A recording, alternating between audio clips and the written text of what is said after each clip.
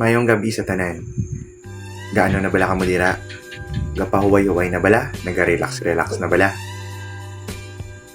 Sa subong gabi, may ara naman kita sang pagbasahon nga isa ka letter sender naton nga nagpadala sang iyang storya. Nga kung sa diin, pagatagaan naman naton sang kaatagan ang iyang problema. Sa aton programa, palautwasan. Kung sa diin, ang inyong mga problema, pagatagaan naton sang advice kag solusyon pamaagi sa aton nga paglaygay.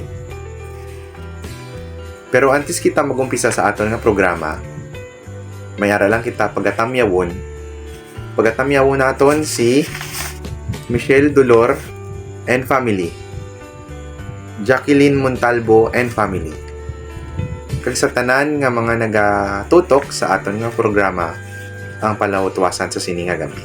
Gani, pag-aumpisahan na naton ang pagbasa sang sulat naging pandala sa aton isa ka letter sender. Ini siya ihinagulan naton sa pangalan nga Aming. 28 anyos, isa ka babayi, nagpumuloy isang punta mingaw-mingaw. Ang iya problema amo ni. Dear Papakla, may pamangkot ako. Tani matagaan mo sang kaatagan. What if bago lang ta nagkilalahay, tapos may napitian ka nga kalain about sa akon? Magabago bala ang imo pagtanaw sa akon? O patihan mo bala ang imo nabatian parte sa akon? Tagapagpadala, Aming. Sa aton letter sender nga si Aming, kung sa akon lang, nagsabton ko na ang imo nga pamangkot sa akon kung magabag-o bala ang akon pag tulok sa imo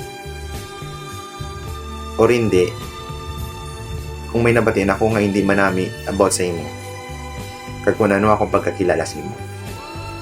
Sa akon lang, Mang Aming, kung ano ta kaya nakilala, amo ka mangyapon na ako niya kilalahon. Hindi ko ya magpasilabot or hindi ko ya magpanumdum sa imo sang malain kung may nabatian ako sang nga iban. Bala mo nga man, Mamang Aming, amo ni. Kung ano yang akong pagkakilala sa imo, kag kung may nabatian man ako yang malain sa imo, wala ko sinayalabot. Bala mo nga man. Hindi man ako abi klase sang tao nga manghusga sang isa ka tao kung ano man to ang iya past ya, o kung may malain man saya nga nahimuan sa iya nga past.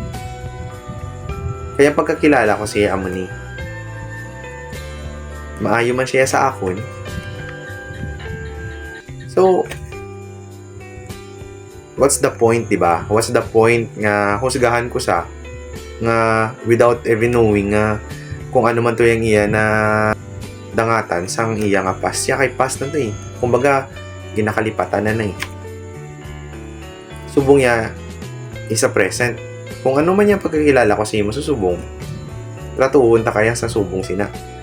As long as nga wala kaya sang may ginahimo nga malain sa akon. As long yang totoong tao yang imo ya pag tratar man niya sa akon.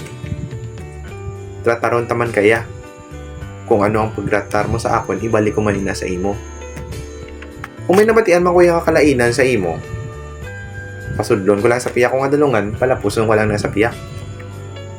Man, sang natabo to ya, o sang natabo ina yang mga sitwasyon sa imo kabuhi, wala pa ko sinaya eh.